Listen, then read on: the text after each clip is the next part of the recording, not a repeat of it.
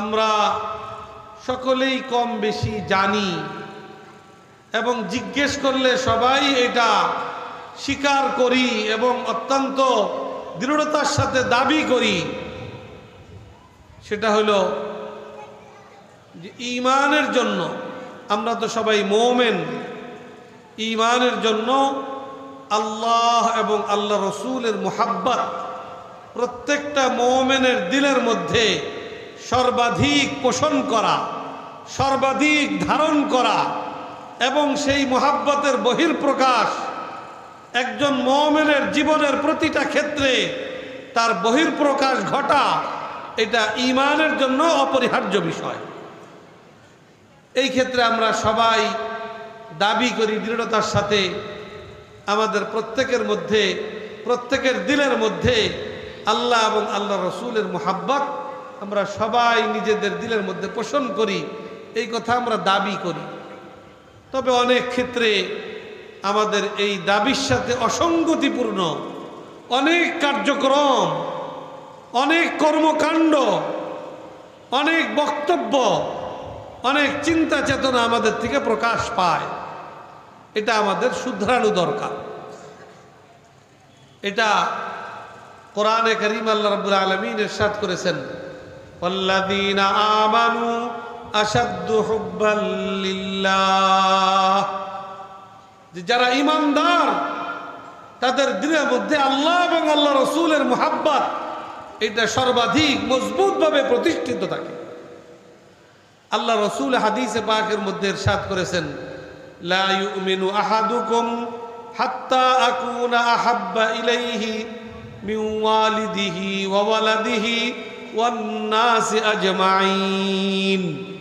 আল্লাহ রসুল ঘোষণা করেছেন যে তোমরা ততক্ষণ পর্যন্ত পরিপূর্ণ মুমিন হিসাবে স্বীকৃতি পাবে না যতক্ষণ পর্যন্ত তোমাদের দিলের মধ্যে আমি আল্লাহ রসুলের মুহাব্বত, তোমাদের পিতামাতা, তোমাদের সন্তান সন্ততি এবং দুনিয়ার সমস্ত মানুষের চাইতে, সব কিছুর চাইতে আমি আল্লাহ রসুলের মুহাব্বত তোমাদের দিলের মধ্যে সর্বাধিক না থাকবে। কোরআনে কারীমে আল্লাহ পাক আরো বিস্তারিতভাবে বলেছেন, কুল ইন কানা আবাউকুম ওয়া আবনাউকুম ওয়া ইখওয়ানুকুম ওয়া আজওয়াজুকুম ওয়া আশীরাতুকুম ওয়া আমওয়ালুন ইকতারাফতুমুহা ওয়া তিজারাতুন তাখশাউনা কাসাদাহা ওয়া মাসাকিনু তারদাউনাহা আহাব্বা ইলাইকুম মিনাল্লাহি ওয়া রাসূলিহি ওয়া জিহাদিন ফি সাবিলিহি ফাতারাব্বাসু হাত্তা ইয়াতিয়াল্লাহু বিআমরিহি ওয়াল্লাহু লা ইয়াহদিল কওমাল ফাসিকিন।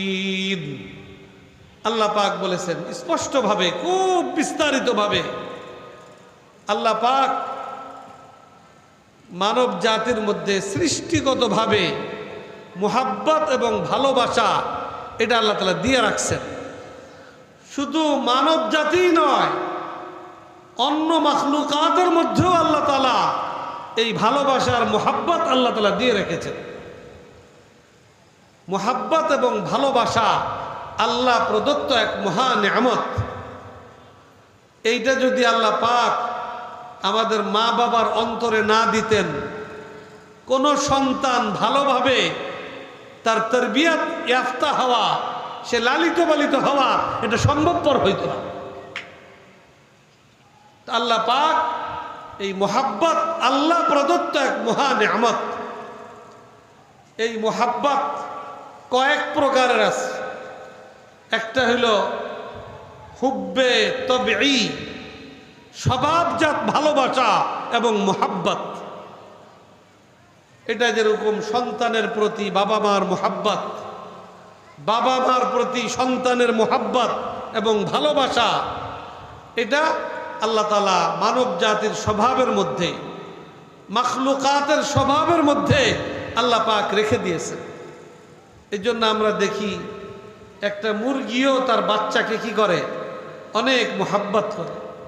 তার কোনো একটা বাচ্চা এদিক সেদিক হয়ে যায়, সেটা সে সহজে বরদাস্ত করে না। যত প্রাণী আছে প্রত্যেকটা প্রাণী তার বাচ্চা এবং সন্তানের প্রতি তার ভালোবাসা এবং মোহাব্বত, এটা আমরা স্বচক্ষে প্রত্যক্ষ করি। আর এই ক্ষেত্রে মানব জাতি অনেক বেশি এগিয়ে।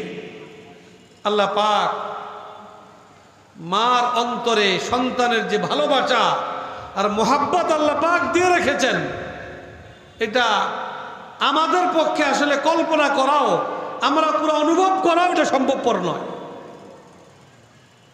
শুধু মার একটা সন্তানকে লালিত পালিত করা, জন্মের আগের থেকে মা সন্তানের জন্য কষ্ট শুরু করে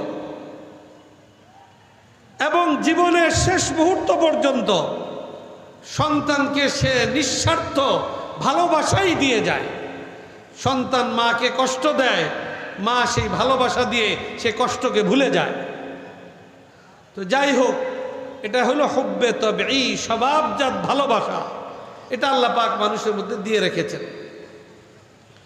আরেকটা ভালোবাসা আছে হুব্বে আকলি, মানুষ তার বিবেক দিয়ে কিছু জিনিসকে ভালোবাসে।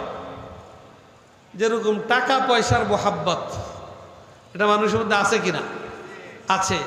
তবে এই ভালোবাসাটা হইল বিবেকের দ্বারা। যার এখনো আকল বুদ্ধি হয় নাই, যার সেরকম জ্ঞান বুদ্ধি এখনো হয়নি, তার কাছে কিন্তু টাকা পয়সার ওই গুরুত্ব নাই যেই গুরুত্ব যার জ্ঞান বিবেক সম্পন্ন মানুষের কাছে যতটা তার গুরুত্ব রয়েছে।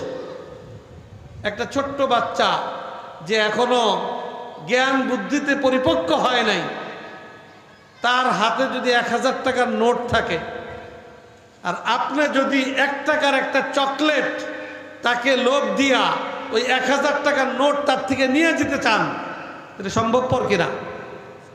কারণ ওই সন্তানের মধ্যে টাকার গুরুত্ব আর মোহাব্বত এটা তার ভিতরে নাই। কারণ টাকার ভালোবাসা আর মোহাব্বত আসে হইল জ্ঞান বিবেকের তাড়নায়। জ্ঞান বুদ্ধি যার মধ্যে নাই, তার কাছে টাকা পয়সার কি নাই? কোনো গুরুত্ব আর ভালোবাসার মোহাব্বত নাই। তো টাকারও একটা মোহাব্বত আছে, তবে সেটা হলো হুব্বে আকলি। আরেকটা মোহাব্বত আছে, সেই মোহাব্বতের নাম হলো হুব্বে ইমানি। হুব্বে ইমানি হলো ইমানের তাকাজা পূরণে ভালোবাসা। এই ভালোবাসার সামনে অনেক সময় মা বাপ তুচ্ছ হয়ে যায়, সন্তান তুচ্ছ হয়ে যায়। সাহাবায়ে কেরামের জিন্দেগির মধ্যে যদি আমরা লক্ষ্য করি, তা আমরা দেখতে পাই যে পিতামাতা, সন্তান সন্ততি আল্লাহ এবং আল্লাহ রসুলের মোকাবেলায় তাদের সামনে তুচ্ছ ছিল। কত যুদ্ধের কত ঘটনা। এবং আল্লাহ পাক কোরআনে পাকের মধ্যে এবং রসুলে পাক সাল্লাল্লাহু আলাইহি ওয়াসাল্লাম হাদিসে পাকের মাধ্যমে আমাদের উপরে আল্লাহ এবং আল্লাহ রসুলের ভালোবাসা এবং মোহাব্বতের যে দায় দায়িত্ব আমাদের উপর অর্পণ করেছেন, সেটা হলো হুব্বে ইমানি। এবং একজন মানুষ প্রকৃত মুমিন হওয়ার জন্য তার হুব্বে তবিঈ এবং হুব্বে আকলি, স্বভাবজাত ভালোবাসা এবং জ্ঞান বিবেকের তাড়নায় ভালোবাসা, এই দুই ভালোবাসার চাইতে প্রকৃত মুমিন হওয়ার জন্য তার মধ্যে হুব্বে ইমানি অধিক পরিমাণে থাকা এটা অপরিহার্য বিষয়। যার ভিতরে এটা থাকবে না, দেখা যাবে একদিকে আল্লাহর বিধান, একদিকে আল্লাহ রসুলের সুন্নত এবং আদর্শ, আরেকদিকে বাবা মার নির্দেশ, সন্তানের মায়া মমতা, আমি কোনটাকে প্রাধান্য দিব? যার ভিতরে প্রকৃত ঈমান আছে, সে আল্লাহর নির্দেশনা, আল্লাহ রসুলের আদর্শকে, পিতা মাতা, সন্তান সন্ততি সব কিছুর মোকাবেলায় সে আল্লাহর নির্দেশনাকে, আল্লাহ রসুলের আদর্শ তার কাছে প্রাধান্য পাবে। সাহাবায়ে কেরাম যার নমুনা পেশ করে গেছেন। সাহাবীদের মধ্যে একজন বিশিষ্ট সাহাবী ছিলেন হযরত যায়েদ ইবনে দাসিনা রাদিয়াল্লাহু তাআলা আনহু। উনি বদরি সাহাবী, বদর যুদ্ধে মুজাহিদিনদের মধ্যে তিনিও ছিলেন।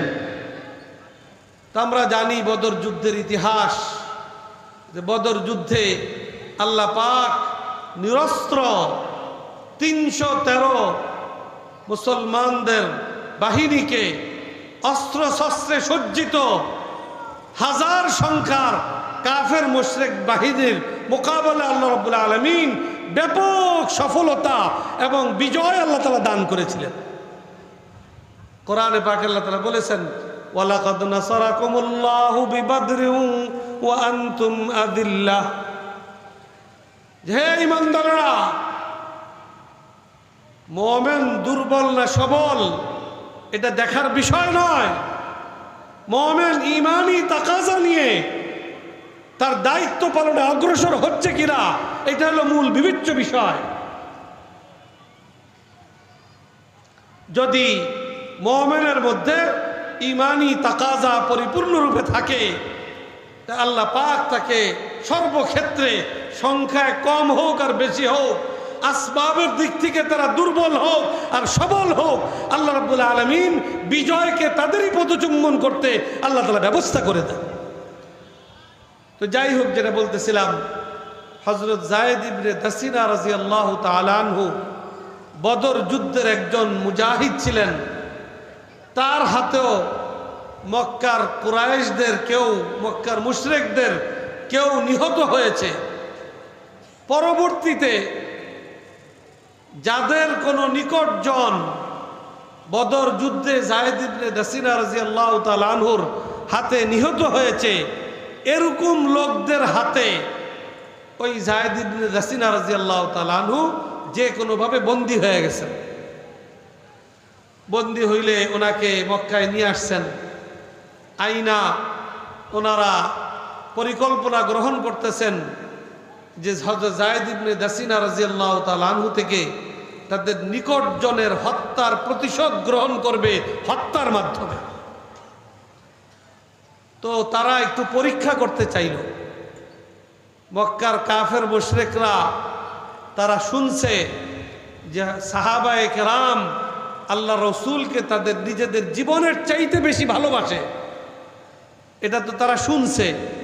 এখন তারা এটাকে বাস্তবভাবে পরীক্ষা করার জন্য এটাকে একটা সুবর্ণ সুযোগ মনে করছে।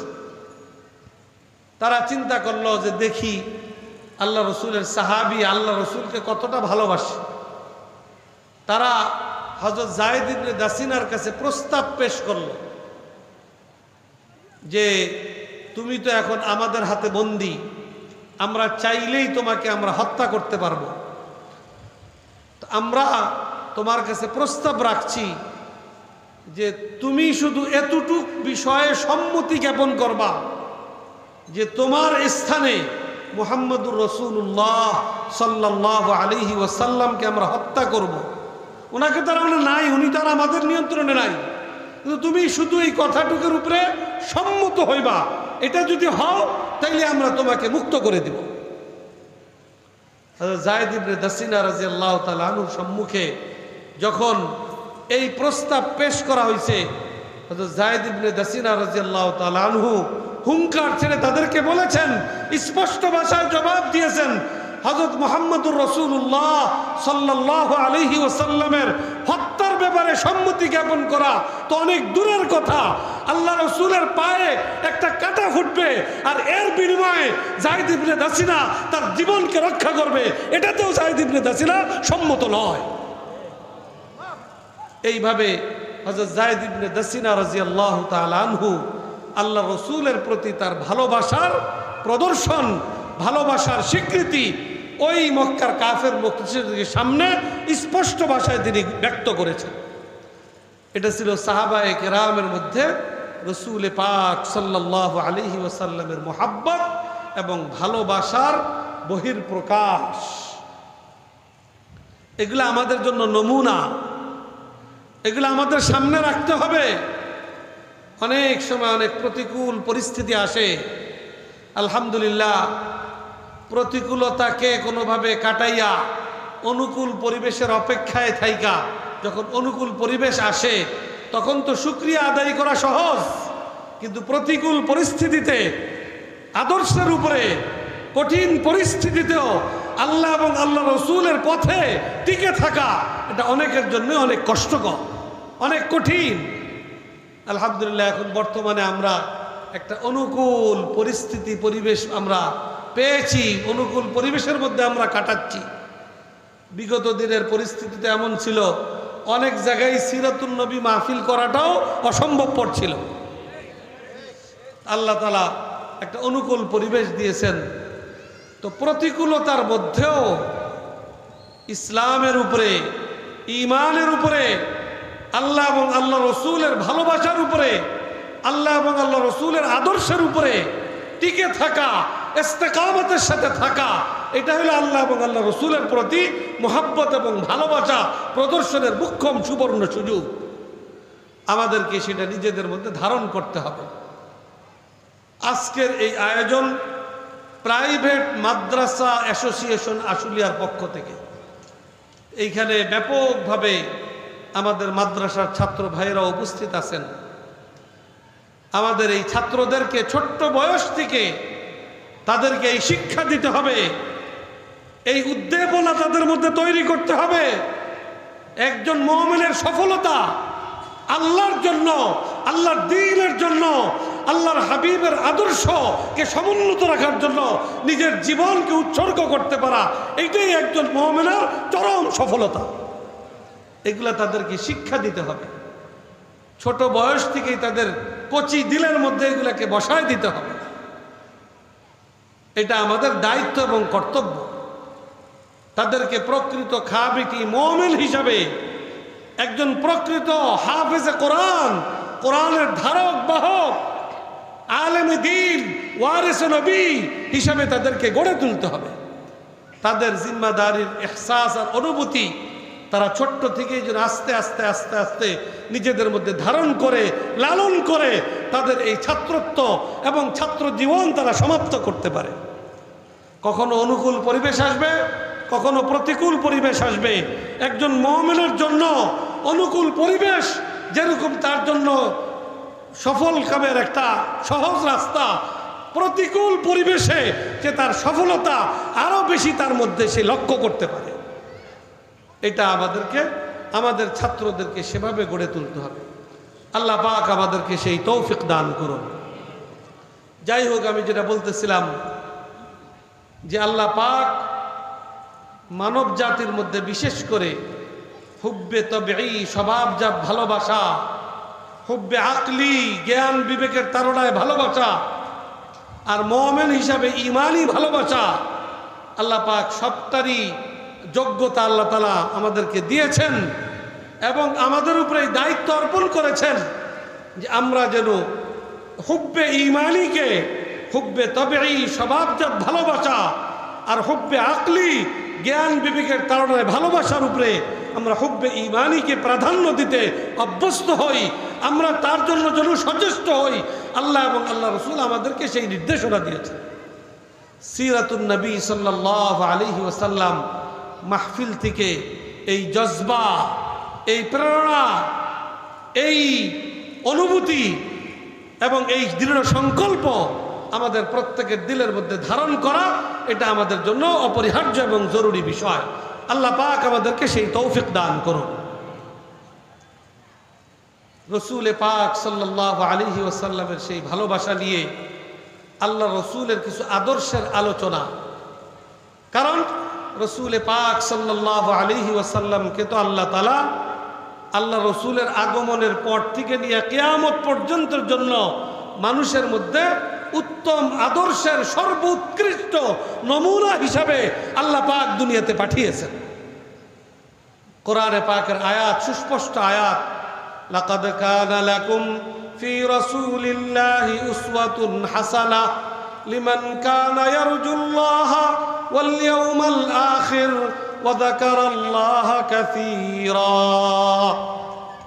যারা আল্লাহতে বিশ্বাস করে, যারা আখিরাতকে বিশ্বাস করে, যারা আল্লাহকে ব্যাপকভাবে স্মরণ করে, আল্লাহ পাক তাদের সম্পর্কে বলতেছেন যে রসুল পাক সাল্লাল্লাহু আলাইহি ওয়াসাল্লামের জীবন আদর্শের মধ্যে তাদের জন্য রেখেছেন সর্বোত্তম নমুনা।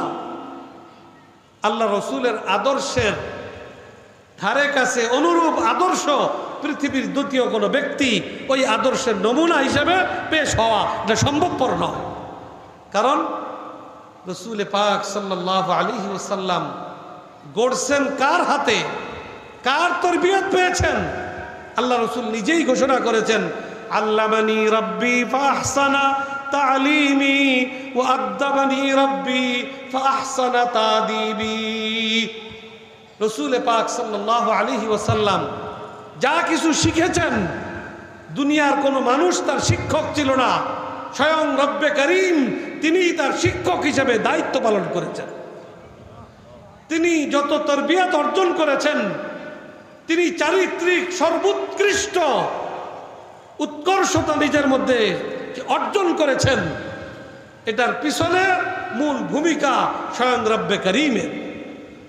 আল্লাহ রসুল নিজেই ঘোষণা করেছেন, আমাকে আদব শিখিয়েছেন আমার রব, এবং আমার আদব হলো সর্বোত্তম আদব। আল্লাহ রসুল নিজে আরো ঘোষণা করেছেন, বুইসতু লিউতাম্মিমা মাকারিমাল আখলাক, যে আমার প্রেরণ হয়েছে সর্বোত্তম আদর্শের পূর্ণাঙ্গতা দেওয়ার জন্যই আল্লাহ পাক আমাকে দুনিয়াতে পাঠিয়েছেন। অতএব আল্লাহ রসুলের নমুনা আমাদের জিন্দিগির প্রতিটা পরতে পরতে, প্রতিটা কদমে কদমে, প্রতিটা অধ্যায়ে, প্রতিটা ক্ষেত্রে আমাদেরকে তালাশ করতে হবে, এবং আমার জীবনকে আল্লাহ রসুলের জীবন আদর্শের সাথে আমাকে মিলাতে হবে। আল্লাহ রসুলের জীবন আদর্শের নমুনার সাথে আমার জিন্দিগির যেই অধ্যায় মিলবে, আমার সেই জিন্দিগি পরিপূর্ণ সার্থক এবং সফল। আর যদি আল্লাহ রসুলের আদর্শের নমুনার সাথে আমার জিন্দিগি না মিলে, তাহলে আমার জিন্দিগি ব্যর্থ। এটা আমাদেরকে, আমাদের ছাত্রদেরকে একেবারে ছোট থেকে তাদেরকে শিখাইতে হবে। প্রতিটা কাজ নবী করিম সাল্লাল্লাহু আলাইহি ওয়াসাল্লামের সুন্নত তরিকা মতো করার গুরুত্ব, এবং এটা সর্বাধিক সফলতার পথ, এটা প্রত্যেকটা ছাত্রর একেবারে ছোট্ট বয়স থেকে তার দিল দিমাগের মধ্যে, তার চিন্তা চেতনার মধ্যে ঢুকায় দেওয়া যে শিক্ষক হিসাবে আমাদের দায়িত্ব এবং কর্তব্য। সাহাবায়ে কেরামের কাছে আল্লাহ রসুলের ছোট থেকে ছোট বিষয়টাও অনেক বেশি গুরুত্বপূর্ণ ছিল। বিশিষ্ট সাহাবী হযরত আব্দুল্লাহ ইবনে মাসউদ রাদিয়াল্লাহু তাআলা আনহু, সবাই আমাদের মধ্যে আব্দুল্লাহ ইবনে মাসউদ রাদিয়াল্লাহু তাআলা আলোচনা চর্চা অনেক বেশি, কারণ ফিকহে হানাফির যে সকল সাহাবায়ে কেরামের হাদিসের উপরে বেশি বুনিয়াদ, তার মধ্যে অন্যতম হইল হযরত আব্দুল্লাহ ইবনে মাসউদ রাদিয়াল্লাহু তাআলা আনহু। আল্লাহ রসুলের কথা, আল্লাহ রসুলের নির্দেশনা তাদের কাছে কতটা গুরুত্বপূর্ণ ছিল। এক জুমায় আল্লাহ রসুল মসজিদে খুতবা দিচ্ছেন, সাহাবায়ে কেরাম মুসল্লি হিসাবে সামনে সমবেত। তো মানুষের স্বভাব হইল যে কিছু মানুষ মাহফিলের শেষে কাতারবন্দি হয়ে দাঁড়িয়ে থাকা, এটা মানুষের একটা স্বভাব। তো আল্লাহ রসুলের ওই খুতবা চলাকালীন সময়ও কিছু সাহাবী আইসা মসজিদের পিছনে আইসা দাঁড়ায় আছেন। তো রসুল পাক সাল্লাল্লাহু আলাইহি ওয়াসাল্লাম, কোনো শ্রোতা যদি দাঁড়িয়ে থাকে তো বক্তার বক্তব্যের মধ্যে এটা অনেকটা সমস্যার সৃষ্টি করে, এবং শ্রোতাদের মনোযোগের মধ্যেও ব্যাঘাত ঘটায়। এই জন্য আল্লাহ রসুল এক পর্যায়ে তাদেরকে লক্ষ্য করে বললেন যে তোমরা বসো। হযরত আব্দুল্লাহ ইবনে মাসউদ রাদিয়াল্লাহু তাআলা আনহু তখনও মসজিদে আইসা পৌঁছতে পারেন নাই, তিনি পথে ছিলেন, আসতেছিলেন। বাকি তিনি পথে যতটুকু অগ্রসর হয়েছেন, এমন জায়গায় পৌঁছছেন যে আল্লাহ রসুল যে ওই মসজিদের পিছনে দাঁড়ানো সাহাবায়ে কেরামকে লক্ষ্য করে বলছেন যে তোমরা বসো, এই কথাটা আব্দুল্লাহ ইবনে মাসউদের কানেও পৌঁছছে। উনি রাস্তার মাঝখানে, যখন ওনার কাছে আল্লাহ রসুলের এই কথা পৌঁছছে যে বসো, উনি আর এক কদম অগ্রসর না হইয়া রাস্তার ওই জায়গায় তিনি বসে পড়েছেন। নামাজের পরে আল্লাহ রসুলের সাথে মুলাকাত হয়েছে।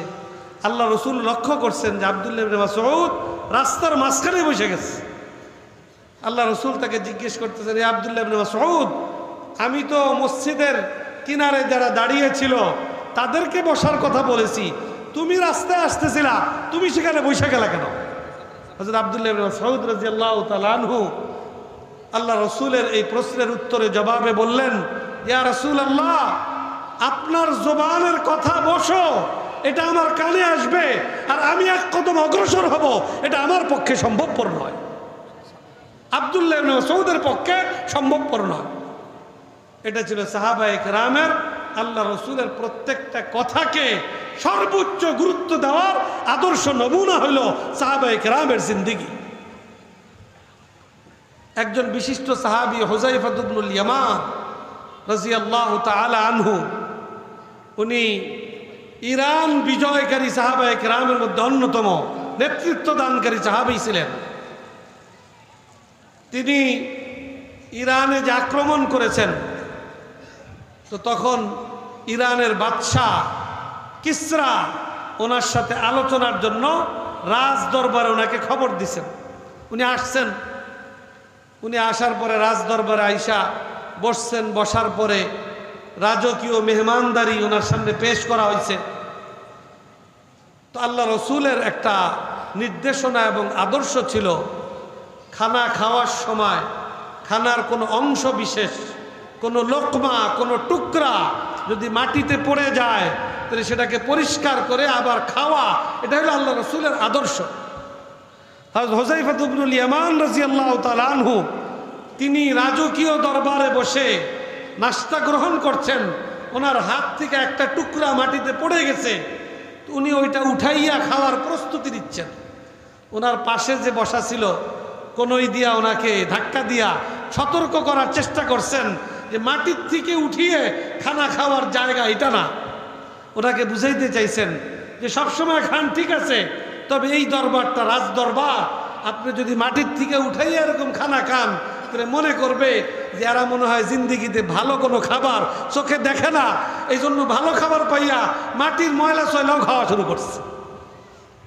এইরকম একটা দৃষ্টি আকর্ষণ তার পাশের লোক হযরত হুযায়ফা ইবনুল ইয়ামান রাদিয়াল্লাহু তাআলা আনহুকে করার চেষ্টা করেছে। হুযায়ফা ইবনুল ইয়ামান অত্যন্ত দৃঢ়তার সাথে এ কথা জবাবে বলেছেন, আতরুকু সুন্নাত রাসূলিল্লাহি সাল্লাল্লাহু আলাইহি ওয়াসাল্লাম লিহাউলাইল হুমাকা। তুমি আমাকে এই পরামর্শ দিচ্ছ যে আমি আমার হাবিব, যাকে আমি আমার প্রাণের চাইতে বেশি ভালোবাসি, যার আদর্শের অনুসরণ আমার দুনিয়া এবং আখিরাতের সফলতার একমাত্র গ্যারান্টি এবং পথ, সেই হাবিবের সুন্নত আমি পরিত্যাগ করব, এই সকল আহমকদের কারণে এটা আমার পক্ষে কখনো সম্ভবপর নয়।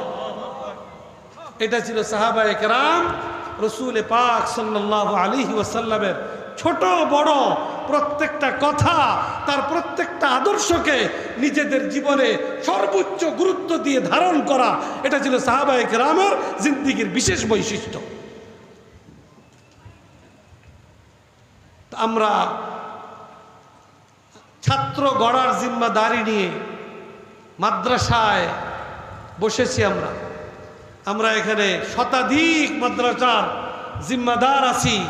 সেই শতাধিক মাদ্রাসার শত শত তালেবে ইলম এবং ছাত্র ভাইয়েরা এখানে আছে। আমাদেরকে এই জজবা নিজেদের মধ্যে ধারণ করতে হবে যে আমরা কোন শিক্ষা দেওয়ার জন্য আমরা এই মাদ্রাসা শিক্ষা প্রতিষ্ঠান গড়ে তুলছি। আমরা কি আল্লাহ রসুলের রেখে যাওয়া সেই শিক্ষা ব্যবস্থা, আল্লাহ রসুলের আগত আল্লাহর পক্ষ থেকে ওয়াহিদ শিক্ষা ব্যবস্থা, সেই শিক্ষাকে সমাজে মজবুতভাবে এগিয়ে নিতে চাই, না আমরা এই সমাজের অনইসলামিক শিক্ষা দ্বারা প্রভাবিত আমাদের ছাত্র গড়তে চাই? এটা আমাদের সিদ্ধান্ত নেওয়ার বিষয়। আমাদেরকে অত্যন্ত দৃঢ়তার সাথে বুঝে শুনে এক নম্বরে নিজেদেরকে আল্লাহ রসুলের আদর্শ, আল্লাহ রসুলের তালিমাত, আল্লাহ রসুলের হেদায়াত, আল্লাহ রসুলের নির্দেশনা, আল্লাহ রসুলের ছোট বড় প্রত্যেকটা আদর্শ এক নম্বরে নিজেদের জীবনে ধারণ করতে হবে। আর প্রত্যেকটা শিক্ষক আল্লাহ রসুলের আদর্শ